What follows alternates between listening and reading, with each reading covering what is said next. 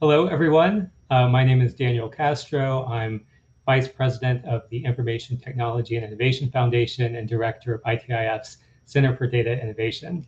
I'd like to welcome you to today's panel hosted by both ITIF and R Street Institute on the question of, does the US need a new AI regulator? So a few weeks ago, when OpenAI's CEO, Sam Altman, appeared before Congress, it was clear that many elected officials on both sides of the aisle were really chomping at the bit around this idea of passing some kind of new AI regulation. And one idea that gained a lot of attention and traction during that hearing was this proposal to create some kind of new regulatory agency that would have as its primary mission regulating AI as a technology and possibly even giving out licenses for who could develop the most advanced models. So since then, we've seen a number of prominent individuals sign on to a statement warning of the potential downsides of AI, specifically arguing that AI poses a risk of extinction and comparing it to nuclear weapons or a global pandemic. Not surprisingly, amidst all these warnings, there are many lawmakers who are seriously looking at proposals to regulate AI. So in today's event, what we want to do is explore these proposals, their feasibility, their potential impact, and what they might mean for both individuals and businesses. To discuss this, we have a really fantastic set of speakers today to weigh in on these issues. We have Adam Thierer, who's a senior fellow at R Street Institute and a co-host of today's event, Ben Schneiderman, professor emeritus at the University of Maryland, Lee Tiedrich, distinguished faculty fellow in ethical technology at Duke University, and Shane Tews, a non-resident senior fellow at the American Enterprise Institute. Everyone who's watching this event, you are also invited to ask questions of the panelists. If you're watching on the ITIF website, or if you're on YouTube, you should find the link in the video description to Slido, and on Slido, you can go there and submit your own questions. You can also vote on questions that other people have submitted that you would like to see answered. So first, thanks everyone for joining me today. And I want to kick off the conversation really around this initial question of what's already on the books. To what extent do existing laws and regulations address the risks and challenges posed by AI? Where are there gaps? And if there are gaps, where might we want to start closing them? So Shane, let me start with you, and then we'll hear from everyone. Great. Thanks, Daniel and Adam. Thank you for having me on this topic. I feel like has taken over not only Washington, but the world if you spend time in the regulatory and standards area, which I have for a long time. And the key thing I always think about when it comes to technology is that you should regulate the outcome, not the technology. So I think the key questions we need to be asking here is, what is it that we're concerned about as we look, towards regulation? But I do want to reference back the May 16th Senate hearing that Sam Altman was in that was very well watched and long. And actually, I appreciated that the members seemed to really have been engaged and understood what they were talking about. I heard the phrase, we needed to start a Digital Commission Act. And so I put that into ChatGPT and said, why is a Digital Commission Act concerning? And it came back with these answers. And I'm just going to give you the highlights. This is all my Twitter feed. Regulatory overreach, lack of experience, fragmented authority, slow response to technology advancements, potential regulatory capture, financial burden, and inflexibility. And it gave me a paragraph on each one of those. And I thought it was a pretty good response to, an easy question that were exactly what I was concerned about on many of these points is let's think about where we're heading with this before we start curtailing the amazing aspect of this technology that's really blossoming right now. So I want to hand it over to Lee, because I know you spent a lot of time on that, but that's sort of my first thoughts on this topic. Yeah, thanks, Shane. And just to build off of your great points, first of all, to answer Daniel's question, we do have some laws that regulate artificial intelligence today. And if you just look across what's happening, the US government and other governments, we've seen a real uptick in enforcement. Like, for example, the Federal Trade Commission has certainly taken the position that the FTC Act prohibits unjust trade practices and has applied that to AI. We've seen the anti-discrimination cases coming from the EEOC, the Department of Justice. The challenge is that those current laws have gaps in them. They don't deal with some of the bigger issues around how do we manage these large language models that may potentially exceed human intelligence. And they also don't provide a lot of guidance to companies, by and large, who want to comply. What does it mean to be fair? What does it mean to be transparent? And that's where I think new laws or standards, which I'm sure we'll get into, can help. And I think the other point where I agree with Shane is, we don't want to regulate just for the sake of regulation.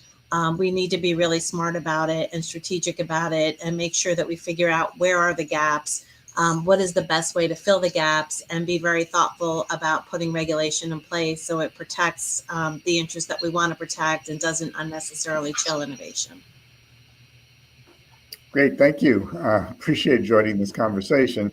I think Shane set the right tone that we want to regulate the goals, not the methods. And so I think the shift also, the explosive discussion about AI, and AI, the products of AI have been very powerful, very impressive, and will be put to good use, but they will also be put to malicious uses. And so the idea is to amplify the good uses and limit the malicious uses. So it's not the AI that's problem, it's the users of AI, and it's the uses of AI that we want to regulate. So I'm not in favor of the idea of an AI regulator that regulates models or technologies or algorithms. I believe the existing institutions like FTC, SEC, FDA, etc., FAA are well placed to know the domains of application, because the goal is to make the applications reliable, safe, and trustworthy. That's really where we're going, and they have the best connections with industry to make it happen. The history of regulation shows that it can be very positive and a great trigger of innovation. When the U.S. set standards for automobile safety and fuel efficiency, triggered a wave of innovation that was just remarkable and produced many benefits for all users of automobiles, all right? And similarly, the European GDPR produced a wave of innovation, more than 100,000 papers about explainable AI. And while I have criticism about those papers, and I see a more forward way of looking at it, I think what we want to do is make AI that people feel in control of while increasing the level of automation. So I think there's lots of ways to do it, and I'm not in favor of a centralized regulatory agency.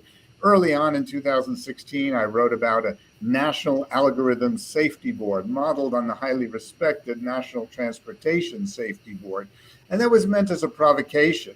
But I would say at this point, we want to make sure the agencies do the job. They're connected. They don't want to be displaced. They want to do their job. They want to expand their scope. They're capable. They're really good people in many of these agencies. I want to see them give the capacity to take on these tasks. Yeah, and just to build on all of that, I'll put some hard numbers on the existing regulatory capacity of the federal government alone to address AI and algorithmic policy issues. Our federal government has 2.1 million civilian employees, has 15 cabinet agencies, 50 independent regulatory bodies, and altogether 430 different federal departments. It is crazy to think that nobody there is paying any attention to AI. The reality is they are. Almost every agency out there today is looking at how AI, machine learning, and robotics affects their agency and their authority. Right now, the Food and Drug Administration has a huge proceeding open on AI and ML related software technologies to set up a new set of sort of soft law guidance or rules for AI enabled tech. The same thing is happening at the FAA with drones, at National Highway Traffic Safety Administration with driverless cars. It's already fined Tesla and Elon Musk for some of their activities. The EEOC has an open proceeding on this right now on employment hiring algorithms. CPSC is another one. And of course, the FTC and Consumer Product Safety Commission are often forgotten as agencies with very broad-based authority to regulate unfair and deceptive practices or just fraudulent behavior or unsafe devices and services. So we have a lot of existing federal regulatory capacity, and then, geez, don't even get me into the state level where there's a lot more going on. So I know we want to try to focus the discussion on what's happening at the federal level right now anyway. So back to you, Daniel. Yeah, no, I think those are great points that everyone's made. And I guess I think the next question is really, expanding on this question of what existing regulators are doing, I think some policymakers might ask, do they have enough resources? Is there a question of agencies, need more expertise? They need more funding? Do they need more coordination? Is there something missing there, or is this still a question of it's just early days and we need to wait to find out? Maybe Lee, we can start with you because you had mentioned specifically this question about capabilities, I think. Yeah, I do think that we need to take, my impression is that the agencies are under-resourced in this. And some of it is, AI is relatively new to much of the world. So a lot of the longtime agency staff, while they're very talented, may not be familiar with this. And I think, a good place to start in terms of figuring out the regulatory pathway is if you go back to the OMB guidance documents to agencies back in 2020, when they were giving direction to agencies, one of the things that it called for was agencies to do a review. What are they doing in terms of regulation today? What are their needs going forward? And I think a really good place to start would be to have the agencies do that type of review where they can report on what they're doing, what additional capacity they think they need. And that would give the government and the rest of the community a really good landscape on where we exist today. And then we could go back to what we talked about before of making smart decisions on how to fill the gap. And I tend to agree with Ben that there's a lot of expertise in the current agencies. And I would want to make sure that we optimize that first before we just go out and create a new agency. But that should give us a roadmap on how to do this. Ben, maybe I can bring you in here because I know you've had similar thoughts about the question of coordination. What you see in that area as being necessary. Right. I think we're pretty much agreed here that the agencies are a good place to start. They may be imperfect, they may need more resources, but there are a lot of very capable people who are devoted and working hard, doing their best, learning as fast as they can, and I want to support them. I think the opportunity for coordination would be based on the model of the Office of National Coordinator for Health IT, for example, or the NITRD, the Network Information Technology Research and Development Coordinator, which coordinates among the 11 agencies that support networking IT research and development. And so, like the Office of National Health Coordinator, there could be an AI coordinator, which would be a modest office, which would provide the capacity to bring together different agencies, to take the best practices of agencies and where possible, transfer them to others, to have meetings, to convene groups, to bring in outside experts and present them to government agencies. That could be a very useful and very modest role, but a very powerful one. I think another example would be in the territory of accessibility, where there is a national access board to ensure accessibility. It's one of those things we want to make happen for advanced technology. We want to make sure it's accessible to all. We want to make sure AI is accessible to all and its different uses. And for the moment, the focus has been on AI technologies used by a small number of elite and very capable people. But what we want to do, what the government does that we should responsibly support, is making sure these technologies are available to all users. I guess where I have a question maybe for you, maybe Ben, you can start here. You had mentioned earlier, it's not AI, it's the users. And so, in the examples you mentioned, for the most part, we're not talking about technologies. We're talking about, broad goals, accessibility, for example. So I guess what I'm curious about is maybe starting with still this kind of fundamental question about what are the key risks or concerns that you think regulators, whether it's an essential regulatory agency or diffused across agencies, what should they be focused on? What are the key risks that they need to be looking at now that they might have challenges doing under existing laws, or where they need to recalibrate existing laws? So I think we focus on two would be the improper biased use of these technologies and regulating them, as the Federal Reserve does. For example, it doesn't monitor every mortgage transaction, but on a monthly basis, the Federal Reserve checks out that the banks are giving mortgages on an equitable distribution as required by law about race and age and gender and other dimensions. And I think we don't want to have regulation of each AI action, but we want to have the kind of independent oversight is a phrase that's very important to me. Not just oversight, but independent oversight that gets a look and watches what is being done with AI by commercial groups. Okay, that's number one. The more difficult challenge is dealing with the malicious actors. And that will take a great deal and a more police-oriented fraud detection mentality, because malicious actors I see are the central cause here. I really am troubled by the extreme discussion of AI extinction. It's really just hyperbolic, blue sky. I'll be polite and just use those words, but I would like to see greater attention to the malicious actors who take up these technologies and use them in ways that purposely provide misinformation, manipulate elections, influence cyber criminal activity. There's a lot of serious things. So I would say those two categories. One, the proper administration for ensuring accessible access and fairness and lack of bias in the use by commercial organizations, and the much more troubling issue of the malicious actors. Yeah.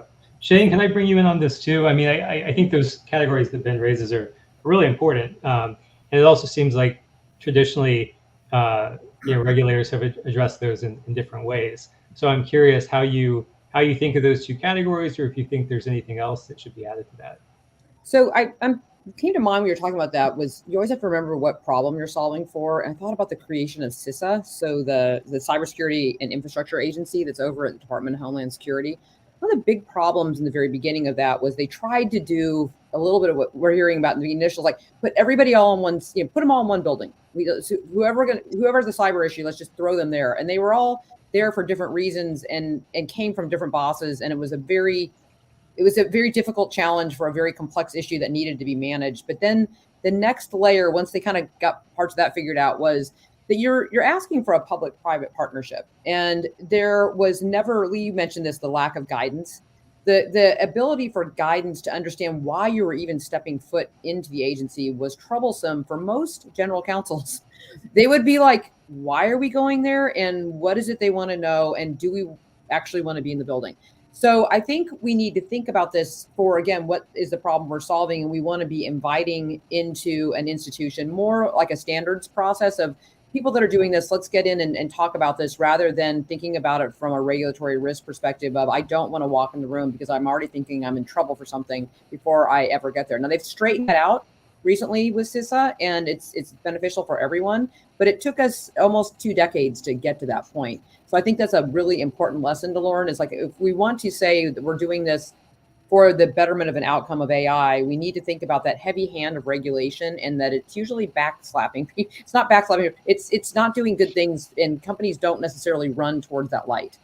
So we need Shane, can I jump in and ask you to clarify your response with respect to the two issues I raised about the regulation of well-meaning public corporations that are producing unfair and biased uses of AI, and secondly, the malicious actors. Do you see those as the two key issues? Well, I'm also doing a lot of work in content in Section 230. When I hear malicious actors, I'm already thinking about how we legally can manage them on the fundamental base of the public information processes, basically the internet that we have. But and we're working on that, but we have yet to solve for that, which is a lot of the tools that they're using in AI are the ones that are creating the malicious information. So trying to stamp that out is it's a big challenge. And there's a lot of people working on that right now, but it's not just AI.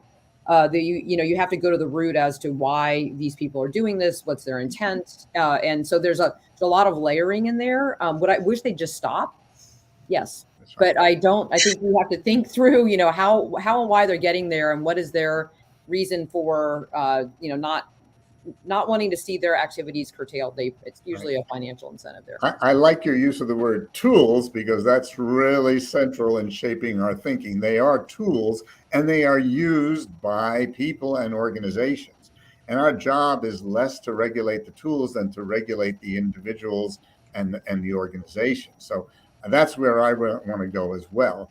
And I think we can set out. There are lots of good examples of how FDA, SEC, FTC all do that job, and related to what you were talking about, content moderation as well. If I could raise a point, to unify what Shane and Ben are talking about here, we already have a good framework for trying to unify some of these broader concerns through the kind of actions that NIST and NTIA has taken in recent years. NIST has done a wonderful job with its AI risk management framework and with its previous cyber framework, looking at these issues in a multi-stakeholder, multimodal kind of fashion, looking at it very broadly. And NTIA, really going back to the Obama years and continuing on to the Trump years, has done a really good job of bringing together diverse parties and having multi-stakeholder processes and conversations to try to coalesce around some best practices for baking in ethics by design, privacy by design, safety by design, and keeping humans in the loop along the way. Building on the excellent statements through professional associations and bodies like the IEEE, the ACM, the ISO, and many others. We have a really interesting framework that is developing for thinking about AI algorithmic governance in the United States, but it's very much more decentralized and sometimes just messy. And that's what I think agitates some people. People are looking for silver bullet solutions, right? They say, well, look, the EU's got the AI Act, isn't it grand? Well, yeah, and it's also probably very destructive and probably will discourage a lot of innovation. And it's just not right for America. We need a different approach. I'd like to think we've got it. It's just that it's not easy to conceptualize for a lot of people because it's so dispersed. It's so many different agencies. But I think NIST and NTIA are the great unifiers here who can bring people together to talk about these issues in a more flexible, agile, iterative fashion. And I think your point about the stakeholders is key, that they brought the stakeholders in the very beginning of the process. So they felt like they were part of this, solution set. They weren't outliers just being asked like they're going in to be skewered by their potential regulators. And just to build on a few of these really good points, I mean, in addition to the great work that NIST and NTIA have done, there is a provision that was in the 2021 NDAA that requires an interagency task force for AI coordination. So I think one thing that the government could do is to try to really make that more effective. And I do agree, that we do need to create incentives for good behavior here. We want to bring industry in. We want to bring other stakeholders in. And regulation isn't just about creating sticks. It's also about creating carrots. And to add to the list of things, Shane touched upon Section 230. I mean, we do need laws that deal with the liability issues because a lot of times these bad actors get onto the platforms and use the algorithms to do really bad things. And, at what point should the platforms be insulated from liability? They can't necessarily know every bad actor. So I think that's another issue that requires more attention. And then the issue of transparency, that if you're dealing with the misinformation and disinformation, of labeling that something is AI generated is something that's important to do. Yeah. While I'm a great fan of the NIST AI risk management framework, it does have a lot of good thought, but it doesn't go far enough towards what Lee was mentioning, the incentives, or let's call it the teeth, the action-oriented. I would like to speak also to the OSTP's effort, the October 24th blueprint for AI Bill of Rights, which I think was a stronger statement. It's 73 pages, had a lot of thoughtful advice and guidance about how to do it. And it was careful in not overreaching. It didn't say, do this. It said, these are some ideas, and it left room for the agencies to do their job, which I think was a very wise thing for the White House-based agency to do, to state a set of principles, give a set of examples of what could be done in a very practical way, but then leave it to the agencies to take action. So I think that's the right way forward. The NTIA and NIST efforts are good. They're good, supportive. They give background, but they need to have more teeth. And as Lee mentioned, the incentive structure. How do we arrange that the business models of the large corporations will be aligned with it? That's the first. So that deals with the companies who actually do want to do a good job. And then the harder problem, and I saw that on one of the chat discussions, was how do we deal with the malevolent actors who are outside the bounds of regulation? Those are the two things I see as our real central challenges. Both need substantial attention of very different kinds. It seems like to me though there is a third group. I mean, because there's also there's the companies that want to do good and maybe need some guidance. And so I'm thinking of the High Tech Act and HIPAA. There were a lot of doctors in hospitals, for example, that were deploying electronic health records, and we wanted to have laws in place to make sure they were doing good privacy and good security. That they would share data appropriately. All these things. But you also had a ton of doctors in hospitals who weren't even adopting electronic health records, right? So there was this question of how can we use government to actually accelerate adoption? How do we get potential good actors to start doing useful things? And so to me, that's what's left out in some of these conversations about AI regulation is we're always talking about where are the risks and how do we stop them? And I think that's where the conversation really focuses on.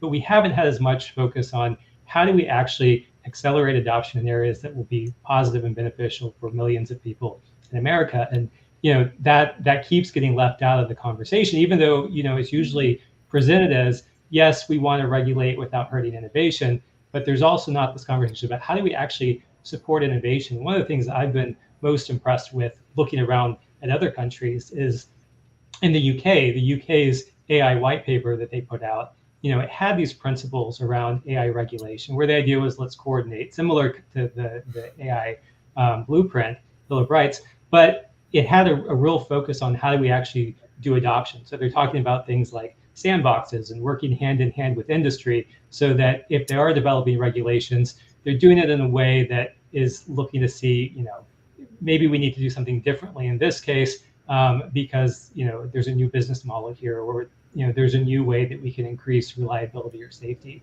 So I guess where I wanted to come back to as a question is, where can the U.S. do more of that? Where are there opportunities for us to, have regulatory agencies that aren't just saying, how can we make sure that if somebody does something bad with AI, they're also penalized, which I think for the most part, they're going to be able to do that.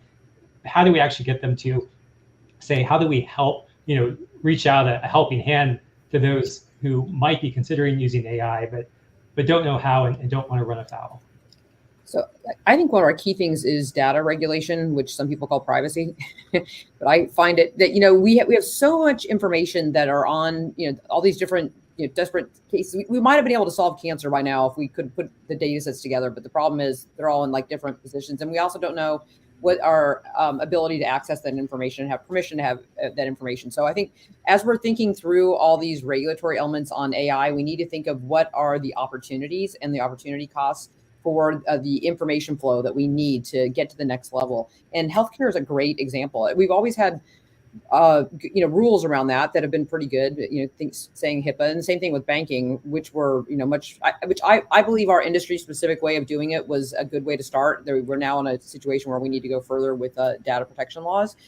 But the idea of all this information not being able to be used because we just didn't set it up right, or they're worried about the liability of the information flow. I think we need to make sure we put that into our thought process while we're working through the opportunity, capabilities, and costs.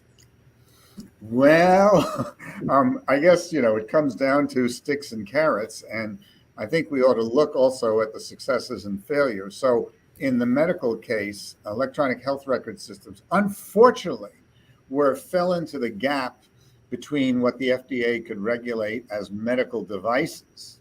And it was not under regulation, and Congress prohibited and prevented that from doing.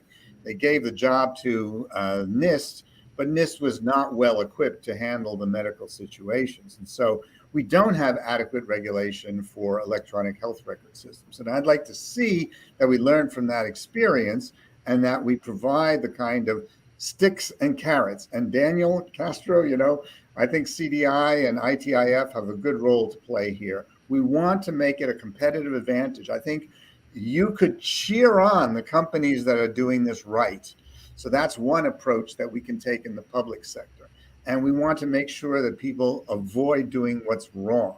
Another good example is the Securities and Exchange Commission mandates that all 10,000 publicly held companies in the US have internal annual audits and independent external audits. So I see there's more of a role than just government. I see these other organizations like the accounting firms, the big four accounting firms that would do AI audits as external independent auditors, and that companies would be required to publicly report on their internal efforts. Okay, we see some of that emerging in the work of OpenAI. I'd like to see more, and there's been a lot of pushback about what they didn't do, but I'm pretty happy with their 96-page tech card that describes what they did do. So there's good places to start from. We can do more of that in terms of incentivizing the good things that get done, and then really the harder part is dealing with the things that are done poorly. And so I support, for example, Mark Rotenberg and his CDAIP, the CAIDP, Center for AI and Democratic Policies. And I worked with him and his team to file a 45-page complaint to the Federal Trade Commission. And that 45-page complaint describes, first, why this is FTC's territory to cover. Second, what are the problems? Then, what are the potential solutions and how they should move forward? And it documents the ways the FTC has already been active in administering and regulating AI and AI-related technologies, and it goes further. So I think that kind of complaint is really very specific, very focused, and asks for specific action. And Mark Rotenberg, Merv Hickok were very wise in their not calling for a halt, but continued research, but limit on commercial distribution. So I think there are good examples we can build on. Adam, I want to bring you in on that question because I think it also touches on, this idea that was brought up at the hearing too, that, we should have some kind of regulator that's issuing licenses to companies, AI companies, and potentially revoking that. And you wrote this great article that you published, I think it was yesterday, on the problem with AI licensing and creating an FDA for algorithms, which I recommend everyone take a look at. I'm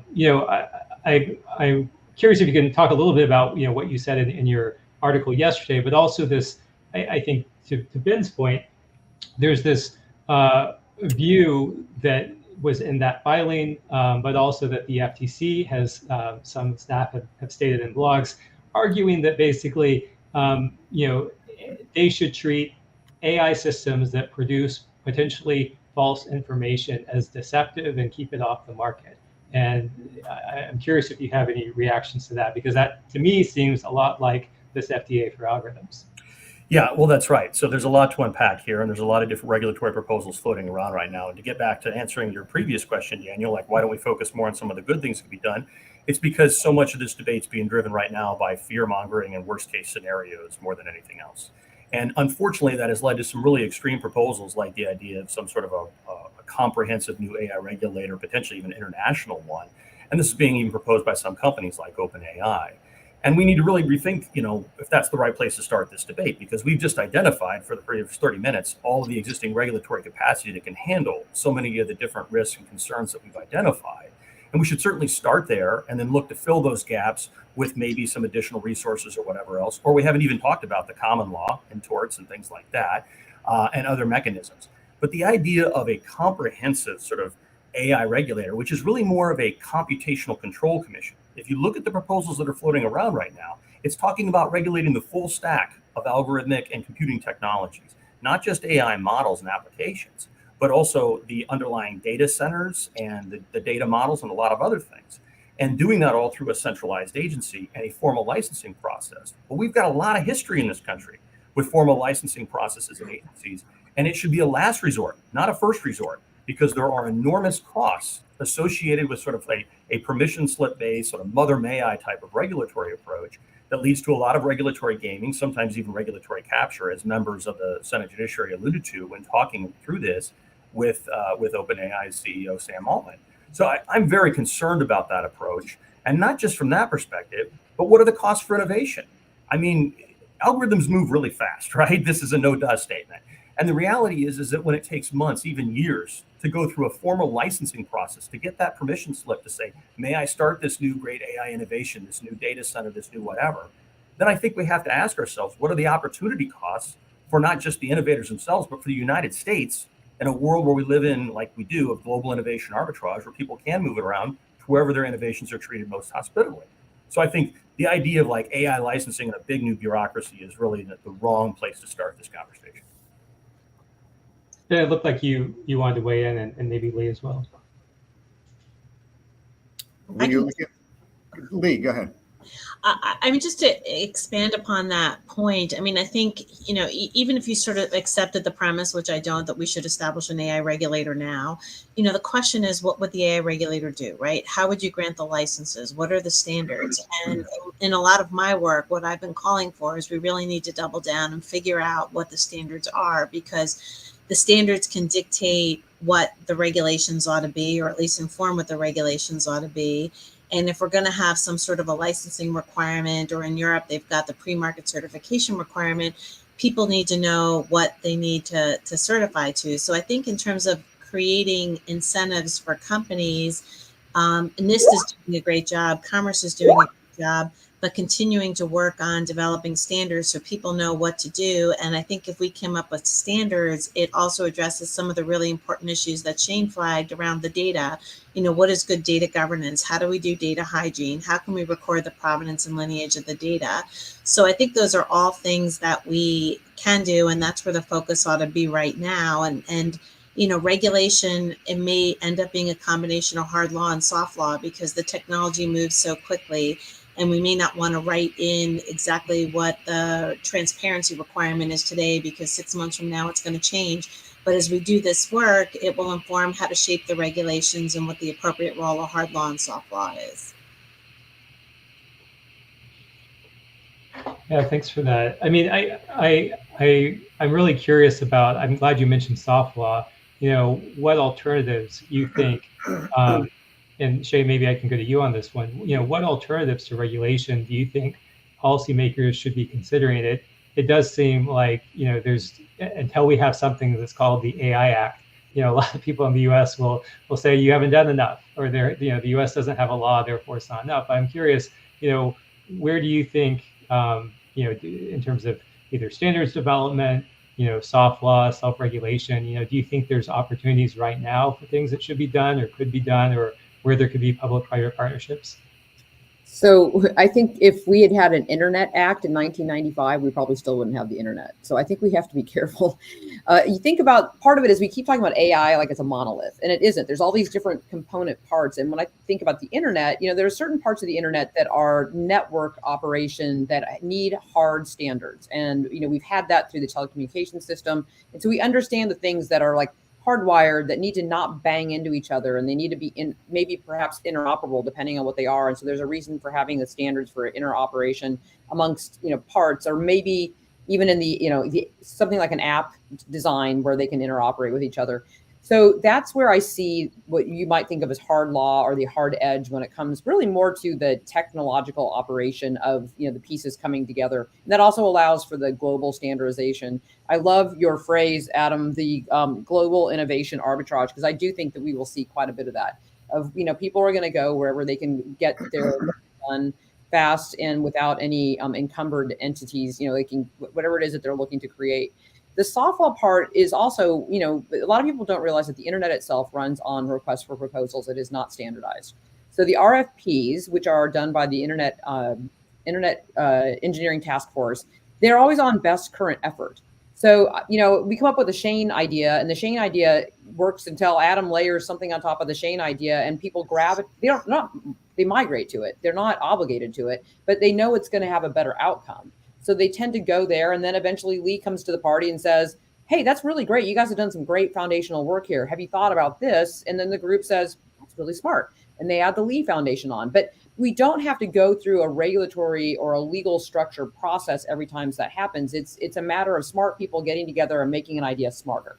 So I think we need to have that thought process in mind, besides this idea of the, again, regulating the outcomes. There's certain things we don't want to see. We don't want to see discrimination or entities that we need to be avoiding, which you can do through, the idea of like, if you have guidance along there, but they don't all need to be hard edge laws. So there's a balance in between that process, which has helped us get to where we are in today's internet. And we also do know that like one of the reasons why we have challenges with disinformation and misinformation is because of elements of people slid through on the soft law parts of it. So we'll have an eye open to, I think, parts of that along the way, but we need to figure out that balance in the stakeholders and the multi-stakeholder process.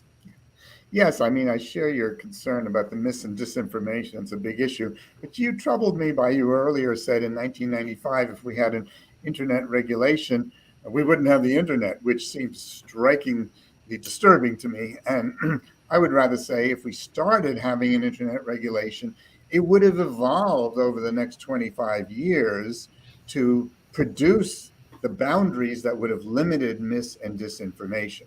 The internet and social media became out of control because there was no adequate regulatory framework. There was no discussion of what were the principles and what were the expectations. So while we won't have an initial perfect AI regulator, having some organizations that begin to look at this, and again, I repeat my favoring that the individual government agencies be the ones to take the lead, they will evolve and develop the strategies that will make the AI world reliable, safe, and trustworthy. I want to return also to the other point. We keep talking about government regulation as the only possibility. I'd already mentioned the idea that the accounting firms could play the role that they've played in the world of financial accounting. They could play that in the world of AI auditing. Several proposals have been raised about how they should do it. The big four, KPMG, Deloitte, Ernst & Young, and PwC have already begun to move in that direction, but I think that we could encourage them to take a stronger role in auditing the work of the companies. Secondly, I think the insurance companies are another opportunity. While the insurance companies are imperfect, I think they've had a largely beneficial effect in building, in transportation, and in medical care. And so while I think we want to develop those ideas, I'd like to see the insurance companies get more involved and take an active role. The insurance executives I spoke to, for example, were quite troubled by the idea of self-driving cars. And they don't know whether to charge a higher premium or a lower premium for self-driving cars because we don't have the data. Tesla publishes a quarterly report about what it thinks it's doing and how safe their cars are, but we don't have access to the background data, and we need more of that kind of information to provide guidance. So while I'm speaking in favor of a distributed form of government regulation, I also want the accounting companies and the insurance companies to have another role. It's a big job. It's going to take our attention for the next 50 years, and we need lots of players to participate. Yeah, I want to say just a few words about that. First of all, I endorse the idea of like insurance playing an important role here, and we're probably going to evolve into a world of lawsuits and liability where we get to what economists call least cost avoider approach to this, where liability moves upstream to other providers, but it'll take some time. But on the auditing thing, I want to say something about audit and impact assessment. There's an open proceeding right now at NTIA on this.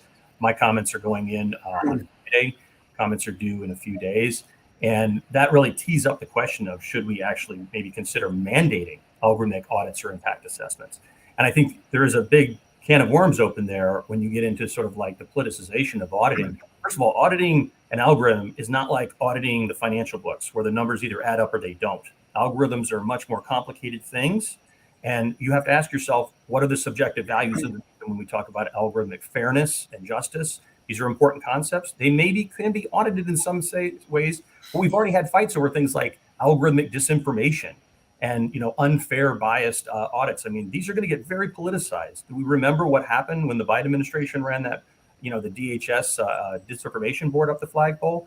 There was a complete congressional, fight over this. We're going to see that multiply if this becomes a more politicized process. So my hope is that we can do auditing and impact assessments in a more decentralized way, that we can move towards private certifications, and we can have the existing auditing bodies and a whole new a bunch of them, targeted algorithmic auditors, come about, but in a more decentralized way and through professional associations and existing entities and not through a sort of a one-size-fits-all, top-down sort of federal algorithmic transparency mandate or explainability mandate, which I think is completely unworkable. And we still need the standards to do that, because what are the auditors going to audit against? And that's why keeping the work moving on the standards front in parallel as we try to figure out, how auditing ought to fit into the scheme is really important. On the insurance point, early on, going back to the cybersecurity example, I was a huge optimist. I thought, this is fantastic. We're going to get these insurance companies can go in, they're going to indemnify them. They'll be able to information share. They won't be worried about their liability. We'll be able to look at the patterns of where the disruptions are. We can share within the other maybe industries that, this is coming on board very quickly. So you can, get your defense up against that. That certainly would have helped in SolarWinds. And the entire concept for the longest time went flat because the insurance companies refused to pay out. So you would pay all this money into this thing. You would then find out you weren't getting the indemnification that you thought you were going to be receiving. You didn't get the information flow from the having that set of rules that were there. And so it took a long time for them to rejigger the process to make it make any sense. Most corporations, though, if you talk to their legal teams, are not really in favor of spending a lot of money on insurance because they find that the risk element of it just doesn't pay out. And it's unfortunate because it is a very good model. We just need to make the model work. As someone who did auditing formerly, I'm generally supportive of auditing, but I have to say, I think if you look at some of the data, it shows it's actually not as effective, that we tend to overestimate its effectiveness and especially in terms of external auditors actually finding fraud. And so I think it's actually a little unfortunate that this is being put forth as I think one of the favored solutions for AI, because I think we'll find that it's not going to deliver what we had hoped. But I want to turn to some audience questions that have come in. In particular, one of the ones that's been voted on is around this question of generative AI and deepfakes, and the question of, how should the government regulate the AI sector to prevent and fight fraud? And I think one of the reasons this question is really interesting for me is that, this is an issue that I think a lot of people are flagging now and saying it's going to be a problem. We're entering a major, presidential election cycle of the United States. We think AI will be involved. So is there something that should be done now? Is it urgent? Does it matter? And what usually happens in these cases is either our worst fears don't come true, and then we say there is a lot of smoke and there was no reason to do something, or we find out that maybe people were right and something should have happened, and then people say, well, either regulators weren't paying enough attention or companies weren't being responsible. So we're kind of in this mode. The presidential election is just starting off. Generative AI is taking off. What should we be doing right now? I think this is an important question. Oh, you want to go ahead, Ben? No, go ahead, please, Shane. Well, I think it's a lot. I mean, it's a big question and an important question. And I know there's a lot of good technical work going on to try to come up with watermarking, ways that you can mark, or other techniques where you can mark content as being AI generated. So I think whether it's soft law, whether it's hard law, it's governments encouraging, incentivizing good behavior, trying to put the word out there for the good actors. And I think the majority of people out there are good actors, that what you are seeing is AI generated content. And then, what that does is, as we talked about, there are always going to be bad actors out there, but then you can at least focus your efforts on really going after the bad actors who are trying to undermine the election. And I've given this talk to federal judges about, the same issues come up as evidence is introduced into court. Is it authentic or is it a deep fake?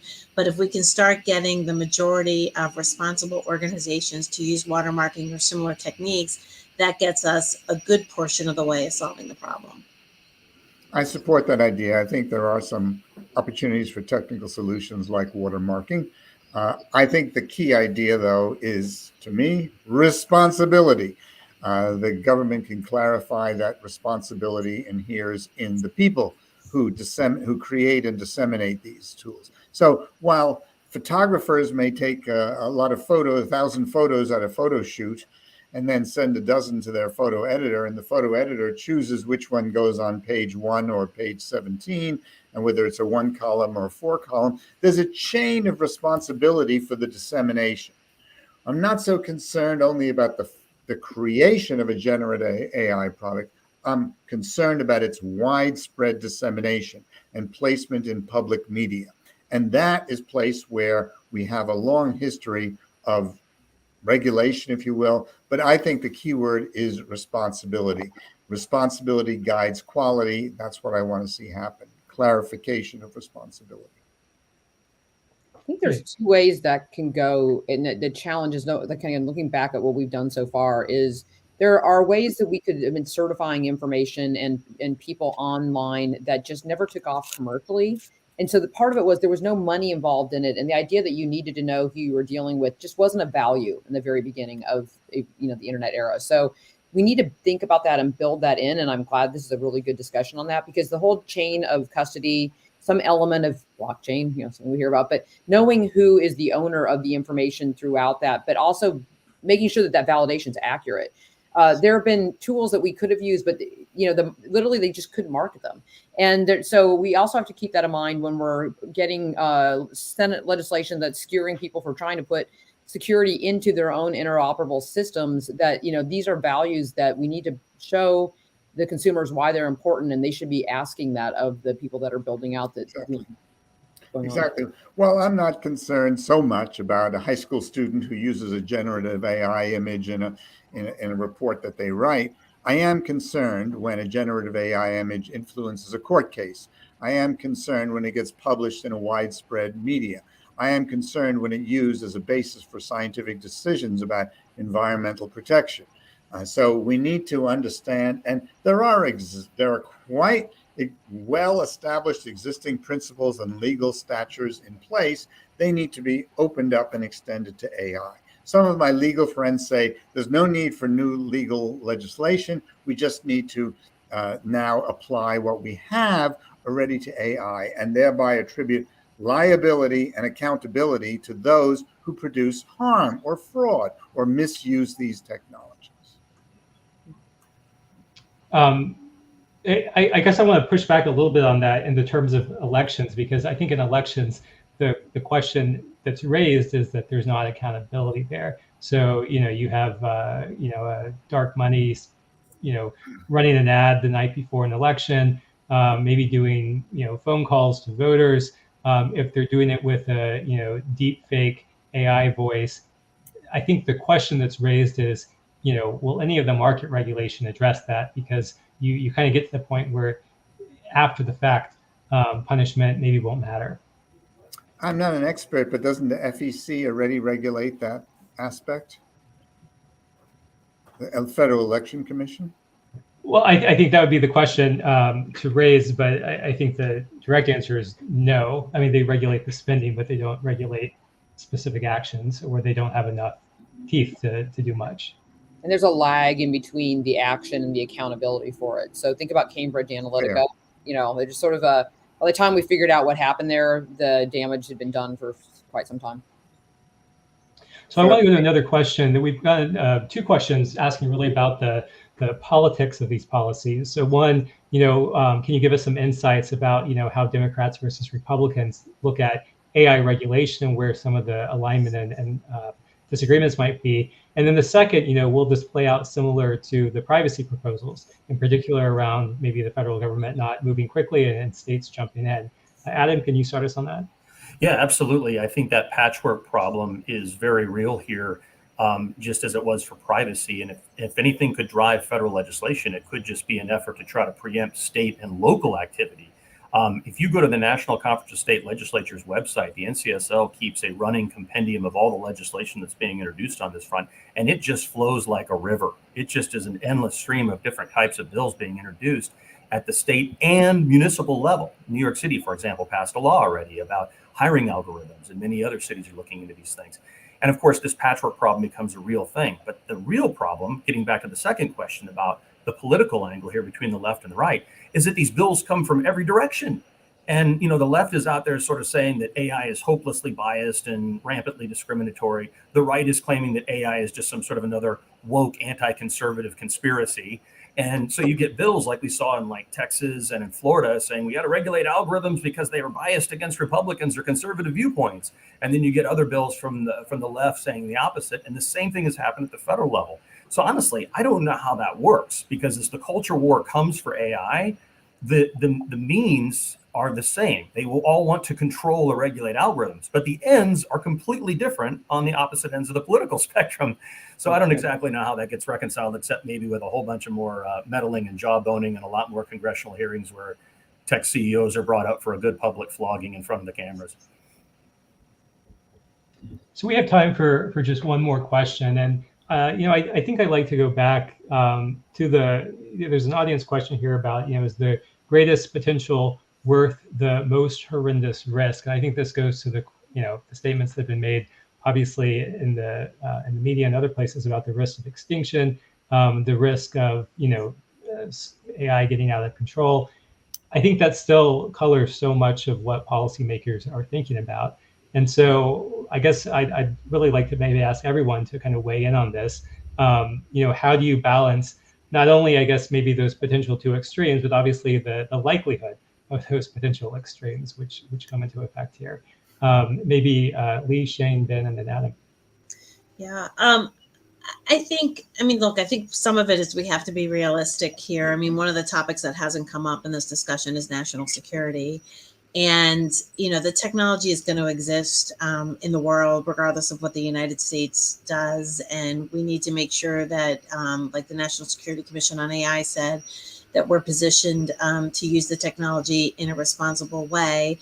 And I do think it is important to keep our eye on some of the benefits.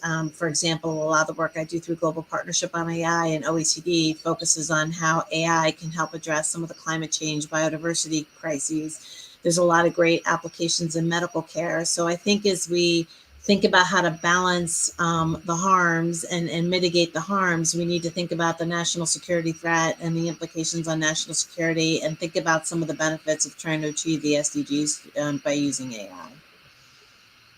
So I agree with all that. One thing that's been in the back of my head is about just the perception of where you are versus where you're headed. And I when I talk about all this regulation, I think about would we have ever created the car if we knew how many people were going to die before we got to a car that was safer, right? We probably might have kept that in the test sandbox for a much longer period of time, because we would not have, knowing what we know now, tolerate how many people died in car accidents before. I mean, especially you think back to the cars that we had, that had sharp edges, and we just didn't really think, but we didn't think through, nor did we understand that something was going to be coming towards the future. So I worry that we are going to try to put a regulatory bubble and make sure that nothing gets harmed along the way. It's inevitable that we're going to have a few things along the way that we're going to have to capture, and hopefully we can do that in a sandbox environment. But I don't think we should have the idea of not having any harm be the driver in this space, because we're going to miss out on a lot of innovation. Well, I'll just say, like all good politicians, I will avoid dealing with hypotheticals of AI extinction, but I'd rather focus on the two that I've stated and repeat again, is we need to focus on the positive ways of making incentives, sticks and carrots, to ensure that the worthwhile positive players do the right thing. And secondly, we need to deal with the malicious actors who are intent on doing the wrong thing. Thank you. And I'll just say that I've got a huge R Street Institute paper coming out on existential risk and national security issues surrounding AI just next week. But we're in a really kind of weird place right now, a frightening one in terms of the panic around AI. I'm going on 31 years of covering tech policy in this town, and I have never seen a techno panic developed as fast or as violently as the one around artificial intelligence and robotics. It's really something to watch, and we are seeing. Is this misleading and harmful? Yeah, that's right, and dangerous in that it could result in a serious backlash, and people out there proposing crazy thing, all this nonsense about bombing data centers, and it's crazy that this is even getting any attention. Unabomber-esque kind of recommendations, if you will. We need to recenter, refocus this around rational discussion among rational, mature adults, and it's not the people like that aren't leading the conversation right now. And the greatest risk here is that if we allow public policy to be dictated by these extreme worst case scenarios, then a great many best case scenarios will never come about. We have somehow forgotten that the potential greatest of all existential risks around AI may be shutting down AI altogether. That would be a serious blow to humanity if we stop progress on this important front. So I'd really hope that we could find a way to recenter the conversation around a more mature dialogue about the future of artificial intelligence and its governance in this country. Yeah, so humans present an existential risk to AI. Is the lead there. Well, I want to thank all of you for your time today and sharing your thoughts. This video will be up on our website and YouTube. Thanks to all of the participants for your questions and engagement on social media. And with that, we'll wrap up today's event. Thank you very much. Thank you.